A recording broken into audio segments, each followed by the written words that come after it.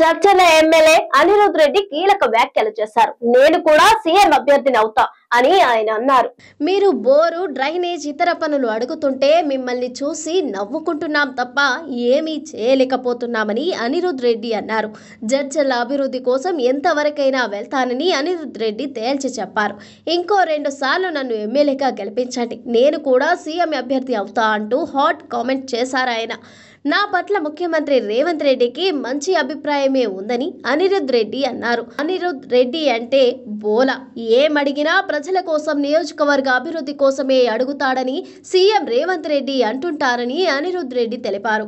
మంత్రులు, జిల్లాలు, నియోజకవర్గాలకు ఎక్కువగా నిధులు వెళ్తున్నాయని, నేను కూడా సీఎం అభ్యర్థిని అవుతానంటూ ఎమ్మెల్యే అనిరుద్ చేసిన వ్యాఖ్యలు కాంగ్రెస్ శ్రేణుల్లో చర్చనీయాంశంగా మారాయి.